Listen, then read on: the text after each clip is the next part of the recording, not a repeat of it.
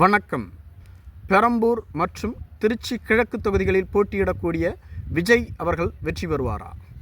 தவேகாவின் சார்பில் நேற்று 234 தொகுதிகளுக்குமான வேட்பாளர்களின் அறிமுக கூட்டம் சென்னை நொங்கம்பாக்கம் நட்சத்திர ஹோட்டலில் நடைபெற்றது. இதில் தமிழகத்திற்கான 234 தொகுதிகளுக்கான வேட்பாளர்கள் மற்றும் புதுச்சேரியின் 30 தொகுதிகளுக்கான வேட்பாளர்களின் அறிமுக கூட்டம் நடைபெற்று இருந்தது. தவேகாவின் தலைவர் விஜய் அவர்கள் 2 தொகுதிகளில் போட்டியிடுகிறார். ஒன்று சென்னையின் பெரம்பூர் தொகுதி, மற்றொன்று திருச்சி கிழக்கு தொகுதி என்று சொல்லப்பட்டு வருகிறது. பெரம்பூர் தொகுதியில் திமுக வேட்பாளராக திரு டி.கே. சேகர் அவர்கள் போட்டியிடுகிறார்கள். கடந்த தேர்தலில் இவர் போட்டியிட்டு 1 லட்சத்திற்கும் அதிகமான வாக்குகளை பெற்றிருந்தார். இவரை எதிர்த்து அதிமுகவின் சார்பில் தனபால் அவர்கள் போட்டியிட்டு 50,000 வாக்குகளை மட்டுமே பெற்றிருந்தார். 50,050 வாக்குகள் வித்தியாசத்தில் திமுக வேட்பாளர் வெற்றி பெற்றிருந்தது குறிப்பிடத்தக்கது. இந்த முறை விஜய் அவர்கள் இங்கு போட்டியிடுவதால் ஒரு வலிமையான வேட்பாளரை களமிறக்குவார்கள் திமுகவினர் என்று சொல்லப்பட்டு வந்தது. அதே சமயத்தில் திமுகவின் உடன்பிறப்புகளோ சேகர் அவர்களே வலிமையான வேட்பாளர்தான்.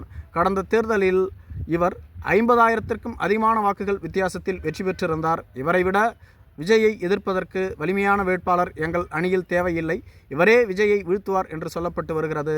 மேலும் பெரம்பூர் தொகுதியினுடைய பொறுப்பாளர் பதவி அமைச்சர் சேகர்பாபு அவர்களிடம் வழங்கப்பட்டுள்ளது. எப்படியேனும் விஜயை வீழ்த்த வேண்டும் என்பதுதான் அவர்களுக்கு வழங்கப்பட்டுள்ள டாஸ்காக சொல்லப்பட்டு வருகிறது. மேலும் முதலமைச்சர் மு.க. ஸ்டாலின் அவர்கள் விஜயை வீழ்த்துபவர்களுக்கு இந்த முறை அமைச்சரவையில் கண்டிப்பாக இடம் கிடைக்கும் என்றும் சொல்லப்பட்டு இருப்பதாக கூறப்படுகிறது. இந்த உத்தரவாதத்தின் அடிப்படையில் விஜயை வீழ்த்துவதற்காக இப்பொழுதே பெரம்பூர் தொகுதியினுடைய வேட்பாளர் சேகர் அவர்கள் களமிறங்கி வேலை செய்து வருகிறார். மேலும் விஜய் அவர்களினுடைய தேர்தல் பிரச்சாரத்திற்கு அவ்வப்பொழுது முட்டுக்கட்டைகள் இடப்பட்டு வருகிறது.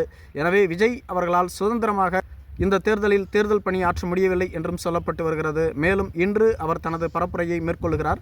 அது மட்டும் இல்லாமல் விஜய் அவர்களால் இங்கு வெற்றி பெற முடியுமா என்ற கேள்வியும் எழுப்பப்பட்டு வருகிறது.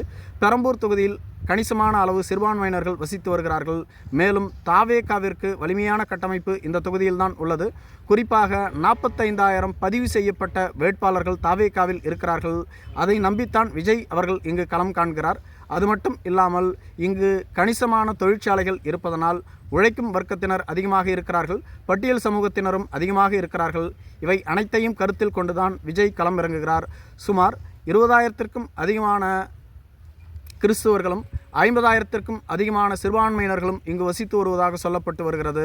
எனவே இவர்களை நம்பி விஜய் இங்கு களம் காண்கின்றார். இதேபோன்று திருச்சி கிழக்கு தொகுதி, இங்கும் சிறுபான்மையினர்கள் அதிகமாக வசித்து வருகிறார்கள். கடந்த முறை திமுக கூட்டணியில் கிறிஸ்துவ நல்லெண்ண இயக்கத்திற்கு இந்த தொகுதி வழங்கப்பட்டிருந்தது. திரு இனிக்கோ இருதயராஜ் அவர்கள் இந்த தொகுதியில் போட்டியிட்டு வெற்றி பெற்றிருந்தார்.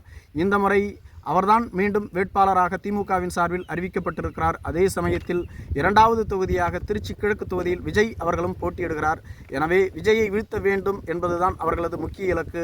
ஒருவேளை இனிக்கோ இருதயராஜ் விஜயை வீழ்த்தினால் அவருக்கு அமைச்சரவையில் இடம் கிடைக்கும் என்று சொல்லப்பட்டு வருகிறது.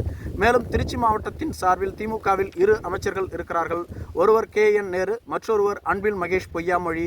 இவர்கள் இருவருக்கும் இந்த மாவட்டத்தில் முக்கிய பொறுப்பு அளிக்கப்பட்டுள்ளது. அதாவது விஜய் கண்டிப்பாக இங்கு வெற்றி பெறக்கூடாது, அவரை வீழ்த்த வேண்டும் என்பதுதான் இவர்களுக்கு அளிக்கப்பட்டுள்ள இலக்கு. அதன்படி விஜயை வீழ்த்திவிட்டால் இவர்களுக்கும் மீண்டும் அமைச்சரவையில் முக்கிய இலாக்காக்கள் வழங்கப்படும் என்று சொல்லப்பட்டு வருகிறது.